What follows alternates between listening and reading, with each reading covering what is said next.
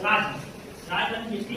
अब इसे मैं काफी चीजों से रिलेट करूंगा, मैं बता दूं कि सीजीएसटी, एसजीएसटी, आईजीएसटी और यूजीएसटी, यूपीजीएसटी सॉरी, ठीक है। केंद्र मान लीजिए कि इस चीज को ध्यान से देखिए, तो जीएसटी केंद्र और ये हमारे एसजीएसटी, ठीक है, आईजीएसटी, यूपीजीएसटी, ये तीनों के ऊपर केंद्र का वर्चस्व होता है और ये होगी जीएसटी जो कार्य प्रणाली है वो होगी, ठीक है। अब केंद्र का काम क्या है कि व्यापार या वस्तुएं या सेवाएं कहीं भी हो केंद्र का हिस्सा बनेगा नहीं, जीएसटी के अंतर्गत आएगा तो केंद्र का हिस्सा बनेगा सब पर।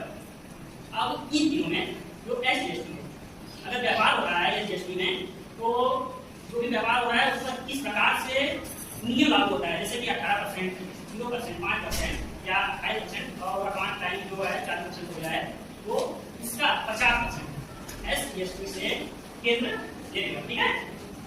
आप समझ पा रहे हैं, मैं आपको समझा पा रहा हूँ आपको। अब आते हैं दूसरे आईजीएसटी थोड़ा सा टॉपिक है, थोड़ा सा टफ है, थोड़ा घुमावदार है, जिससे मैं आपको सरल तरीके से समझाने की कोशिश की।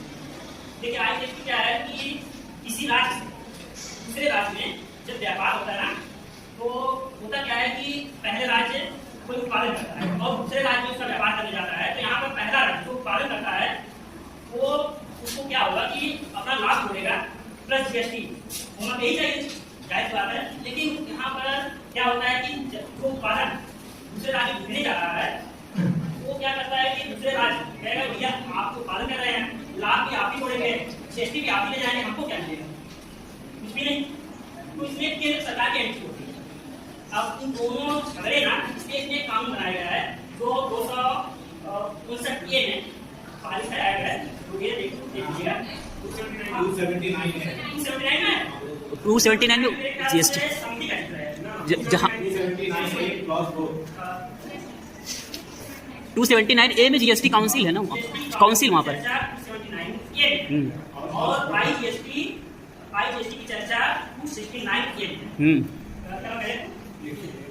269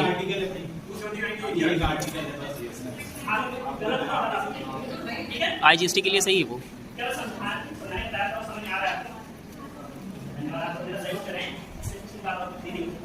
तो क्या है इन दोनों झगड़ों को निकालने के लिए केंद्र सरकार की एंट्री होती है और केंद्र सरकार कहता है देखिए उत्पादन आपने कर लिया है,